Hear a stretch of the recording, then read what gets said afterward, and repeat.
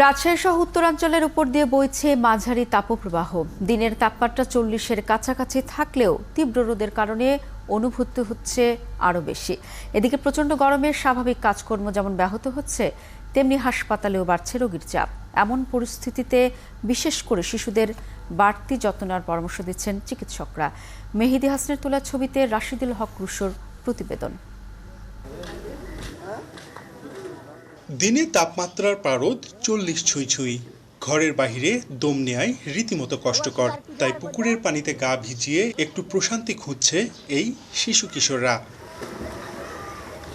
এদিকে তীব্র গরমে যখন নাকাল নগরবাসী, ওদিকে আবার হাসপাতালেও বাড়তে শুরু করেছে গরমজনিত বিভিন্ন রোগে আক্রান্ত রোগীর সংখ্যা, যাদের মধ্যে শিশুর সংখ্যাই বেশি। বমি, পেট ব্যথা আর জ্বর, প্রচন্ড জ্বর। ওই যে ঈদের মধ্যে একটু রোদে ঘোরাফেরা করেছে, এই রোদের তাপে আরো বেশি জ্বরটা। মানে অ্যালার্জি মতন বেরোইলো গায়ে, বলে বাচ্চাকে একটু পরিষ্কার রাখার জন্য তাই গোসল করাই।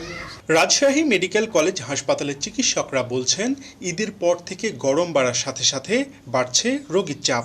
শিশুদের 3টি ওয়ার্ডে 150 শয্যার বিপরীতে বর্তমানে রোগী আছে 500-র বেশি। এদের মধ্যে বেশিরভাগই জ্বর, নিউমোনিয়া সহ পেটের সমস্যায় আক্রান্ত।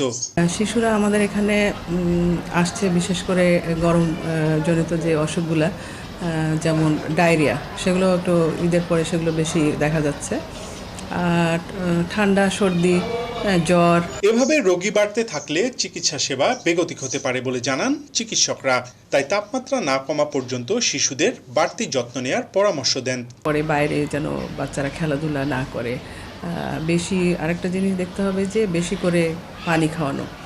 যারা যে বাচ্চা ব্রেস্ট ফিড করে তাদেরকে ঘন ঘন তাদেরকে বুকের দুধ খাওয়াতে হবে। এদিকে তাপপ্রবাহে হিট স্ট্রোক সহ অন্যান্য রোগ থেকে রক্ষায় করণীয় সম্পর্কে নগর জুড়ে সচেতনতামূলক প্রচার চালাচ্ছে রেড ক্রিসেন্ট। সূর্য বা আগুন থেকে যতটুকু সম্ভব দূরে থাকুন।